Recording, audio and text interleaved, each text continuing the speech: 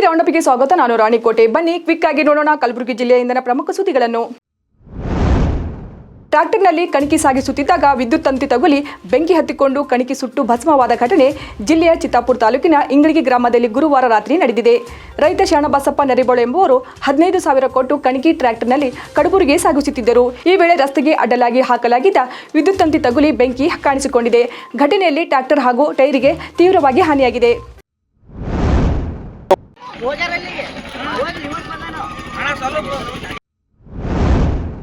144 ವರ್ಷಕ್ಕೊಮ್ಮೆ ಬರುವ ಪ್ರಯಾಗ್ರಾಜ್ ಮಹಾಕುಂಭಮೇಳ ಯಾತ್ರೆಗೆ ಕಲಬುರಗಿ ಜಿಲ್ಲೆಯ ಅಫಜಲ್ಪುರ ತಾಲೂಕಿನ ಸ್ಟೇಷನ್ ಗಣಗಾಪುರದ ಪರಮ ಪೂಜ್ಯ ಶ್ರೀ ನಾಗುಮುತ್ಯ ಸ್ಥಾವರ್ ಮಠ ಅವರ ನೇತೃತ್ವದಲ್ಲಿ ಬೃಹತ್ ಕಾಶಿ ಯಾತ್ರೆ ಕೈಗೊಳ್ಳಲಾಗುತ್ತಿದ್ದು ರೈಲಿನ ವ್ಯವಸ್ಥೆ ಕೂಡ ಮಾಡಲಾಗಿದೆ ಎಂದು ಡಾಕ್ಟರ್ ಅಭಿನವ ಚೆನ್ನಮಲ್ಲ ಶಿವಯೋಗಿ ಶಿವಾಚಾರ್ಯ ತಿಳಿಸಿದ್ದಾರೆ.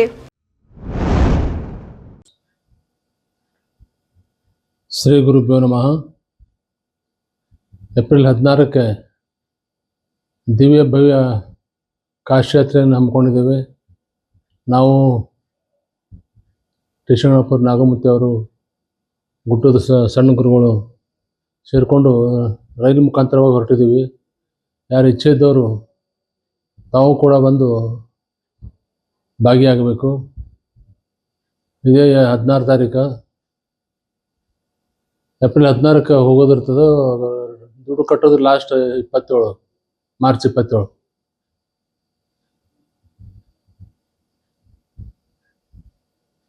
ರಂದು ಬೃಹತ್ ಕಾಶಿ ಯಾತ್ರೆ ಪರಮ ಪೂಜೆ ಶಟಸ್ಥಲವನ್ನು ಡಾಕ್ಟರ್ ಅಭಿನವ ಚೆನ್ನಮಲ್ಲ ಶಿವಯೋಗಿ ಶಿವಾಚಾರ್ಯ ಅಪ್ಪಂಗಳವರ ದಿವ್ಯ ಸಾನ್ನಿಧ್ಯದಲ್ಲಿ ಏಪ್ರಿಲ್ 16ರಂದು ಬೃಹತ್ ಕಾಶಿ ಯಾತ್ರೆ ಸುಮಾರು 1200-1500 ಜನವರೆಗೂ ಸೇರುವ ನಿರೀಕ್ಷೆ ಇದೆ.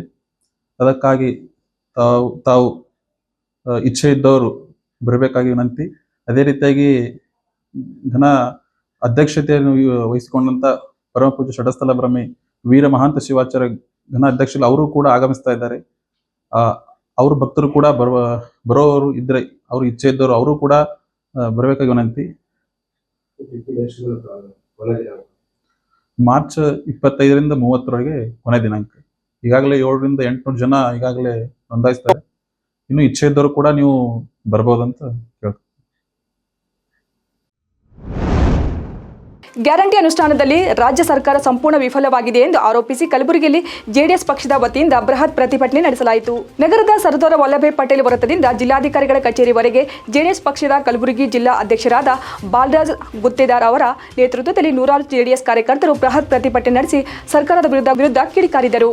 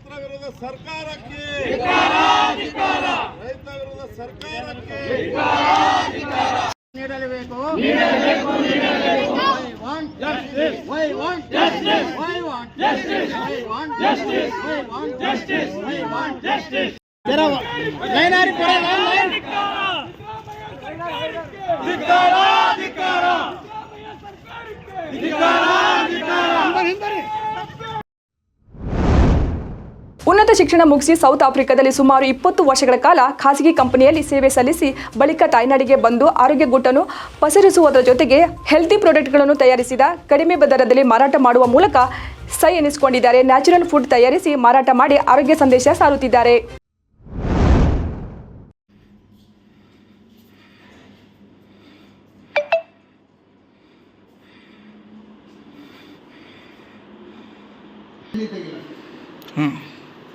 ಈಗ ನೀವು ಬಾಬಾ ಫ್ರೂಟ್ ಸೀಡ್ ಆಗಲಿ, ಮೊರಿಂಗಾ ಬೀಜ ಆಗಲಿ, ಶುಂಠಿ ಎಣ್ಣೆ ಆಗಲಿ, ಅವು ಬೀಜಗಳು ಇಲ್ಲಿ ಹಾಕೋದ್ರೆ ಅಂದರೆ ಇಲ್ಲಿ ಎಕ್ಸ್ಟ್ರಾಕ್ಟ್ ಆಯ್ತು. ಎಕ್ಸ್ಟ್ರಾಕ್ಟ್ ಆಗಿ ಈ ಕೆಳಗೆ ಈ ಕಡೆ ಬೀಳ್ತದೆ ಎಣ್ಣೆ. ಆ ಎಣ್ಣೆ ಏನು ಅಂದರೆ ನಾವು ವ್ಯಾಕ್ಯೂಮ್ದಿಂದ ಫಿಲ್ಟರ್ ಮಾಡ್ತೀವಿ.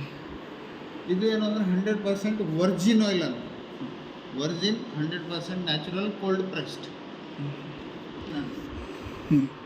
ಬ್ಯಾಚ್ ಕೋಡಿಂಗ್ ಮಷೀನ್ ಅಂದರೆ ಇದ್ರ ಮೇಲೆ ನಾವು MRP ಯಾವ ಡೇಟು ಯಾವ ಬ್ಯಾಚ್ ನಂಬರ್ ಅದ, ಆಮೇಲೆ ಇದ್ರ ಮ್ಯಾಗ ಎಕ್ಸ್ಪೈರಿ ಡೇಟು, ಮ್ಯಾನುಫ್ಯಾಕ್ಚರಿಂಗ್ ಡೇಟು ಎಲ್ಲ ಹಾಕ್ತೀವಿ. ಇದೇನು ಅಂತಂದ್ರೆ ಈ ಥರ ಇಲ್ಲಿ ಇದು ನಾವು ರೆಡಿಮೇಡ್ ತರ್ತೇವೆ. ಇದಕ್ಕಂತಾರೆ stand up zip lock pouch. ಇದೇನು ಇಲ್ಲಿ ಲಾಕ್ ಅದ ಈ ಥರ. ಈಗ ಇಲ್ಲಿ ಬ್ಲ್ಯಾಂಕ್ ಇರ್ತದೆ. ನಾವು ಇದು ಚಾಲು ಮಾಡಿ ಬೈಕ್ಗಳ ನಡುವೆ ಮುಖಾಮುಖಿ ಡಿಕ್ಕಿ ಸಂಭವಿಸಿದ ಪರಿಣಾಮ 4 ಸ್ಥಳದಲ್ಲೇ ಸಾವನ್ನಪ್ಪಿರುವ ದಾರುಣ ಘಟನೆ ಸೇಡಂ ತಾಲೂಕಿನ ಹಾಬಾಳ್ ತೆಲುಕೂರು ರಸ್ತೆಯಲ್ಲಿ ನಡೆದಿದೆ. 25 ವರ್ಷದ ಸಿದ್ದು, 20 ವರ್ಷದ ಸುರೇಶ್, 20 ವರ್ಷದ ಮಲ್ಲಿಕಾರ್ಜುನ್ ಪೂಜಾರಿ, 19 ವರ್ಷದ ಪ್ರಕಾಶ್ ಮೃತಪಟ್ಟ ದುರ್ದೈವಿಗಳಾಗಿದ್ದು, ಘಟನೆಯಲ್ಲಿ ಇಬ್ಬರು ಹಿಂಬದಿ ಸವಾರರು ಸ್ಥಳದಲ್ಲಿ ಸಾವನ್ನಪ್ಪಿದ್ದು, ಇನ್ನಿಬ್ಬರು ಆಸ್ಪತ್ರೆಗೆ ಸಾಗಿಸುತ್ತಿದ್ದಾಗ ಮಾರ್ಗ ಮಧ್ಯೆ ಮೃತಪಟ್ಟಿದ್ದಾರೆಂದು ಎಸ್ಪಿ ಅಡೂರು ಶ್ರೀನಿವಾಸಲು ತಿಳಿಸಿದ್ದಾರೆ. ಅದೇ ರೀತಿಯಿಂದ ಸೇಡಂ ಕಡೆ ಹೆಬ್ಬಾಳ್ ಕಡೆಗೆ ಸ್ಪ್ಲೆಂಡರ್ ಬೈಕ್ ಮೇಲೆ ಇಬ್ಬರು ಬರ್ತಿದ್ರು. ಇಬ್ಬರಿಗೂ ನಡುವೆ ಹೆಡ್ ಆನ್ ಕೊಲಿಷನ್ ಆಗಿ ಸದ್ಯಕ್ಕೆ ಹಿಂದೆ 2 ಬೈಕ್ ಮೇಲೆ ಹಿಂದೆ ಕೂತಿದ್ದವರು ಸ್ಪಾಟ್ ಅಲ್ಲಿ ಡೆತ್ ಆಗಿದ್ದಾರೆ. ತದನಂತರ ಹಾಸ್ಪಿಟಲ್ಗೆ ರೀಚ್ ಆಗೋ ಸಮಯದಲ್ಲಿ ಹಾಸ್ಪಿಟಲ್ ಅಲ್ಲಿ ಯಾರು ಬೈಕ್ ಡ್ರೈವಿಂಗ್ ಮಾಡಿದ್ರು ಅವರೆಲ್ಲ ಇಬ್ಬರು ಹಾಸ್ಪಿಟಲ್ ಮತ್ತು ಪೊಲೀಸ್ ಹಾಸ್ಪಿಟಲ್ ಅವರಿಬ್ಬರು ಡೆತ್ ಆಗಿದೆ. ಟೋಟಲ್ 4 ಜನ ಈ ಆಕ್ಸಿಡೆಂಟ್ ಅಲ್ಲಿ ಮೃತಪಟ್ಟಿದ್ದಾರೆ. ಅವರೆಲ್ಲ ಹೆಬ್ಬಾಳ್ ಗ್ರಾಮಕ್ಕೆ ಸೇರಿದವರಿದ್ದಾರೆ.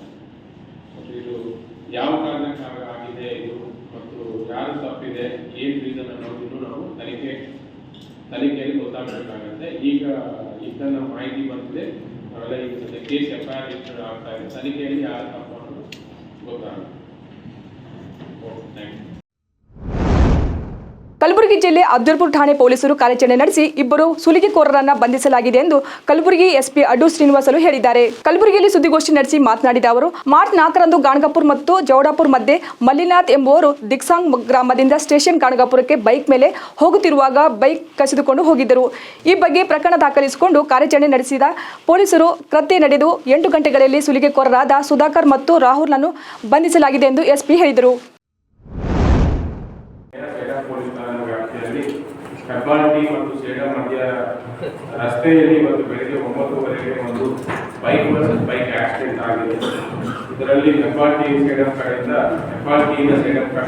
ಸೇಡಂ ಕಡೆವರೆಗೆ ಪಲ್ಸರ್ ಬೈಕ್ ಮೇಲೆ ಇಬ್ಬರು ಬರ್ತಿದ್ರು. ಮತ್ತೆ ಅದೇ ರೀತಿಯಿಂದ ಸೇಡಂ ಕಡೆಯಿಂದ ಹೆಬ್ಬಾಳ್ ಕಡೆಗೆ ಸ್ಪ್ಲೆಂಡರ್ ಬೈಕ್ ಮೇಲೆ ಇಬ್ಬರು ಬರ್ತಿದ್ರು. ಇಬ್ಬರಿಗೂ ನಡುವೆ ಹೆಡ್ ಆನ್ ಕೊಲಿಷನ್ ಆಗಿ ಸದ್ಯಕ್ಕೆ ಹಿಂದೆ 2 ಬೈಕ್ ಮೇಲೆ ಹಿಂದೆ ಕೂತಿದ್ದವರು ಸ್ಪಾಟ್ ಅಲ್ಲಿ ಡೆತ್ ಆಗಿದ್ದಾರೆ. ತದನಂತರ ಹಾಸ್ಪಿಟಲ್ಗೆ ರೀಚ್ ಆಗೋ ಸಮಯದಲ್ಲಿ ಹಾಸ್ಪಿಟಲ್ ಅಲ್ಲಿ ಯಾರು ಬೈಕ್ ಡ್ರೈವಿಂಗ್ ಮಾಡ್ತಿದ್ರು ಅವರೆಲ್ಲ ಇಬ್ಬರು ಹಾಸ್ಪಿಟಲ್ ಮತ್ತು ಪೊಲೀಸ್ ಹಾಸ್ಪಿಟಲ್ ಅವರಿಬ್ಬರು ಡೆತ್ ಆಗಿದೆ. ಟೋಟಲ್ 4 ಜನ ಈ ಆಕ್ಸಿಡೆಂಟ್ ಅಲ್ಲಿ ಮೃತಪಟ್ಟಿದ್ದಾರೆ. ಅವರೆಲ್ಲ ಹೆಬ್ಬಾಳ್ ಗ್ರಾಮಕ್ಕೆ ಸೇರಿದವರಿದ್ದಾರೆ. ಇದು ಯಾವ ಕಾರಣಕ್ಕಾಗಿ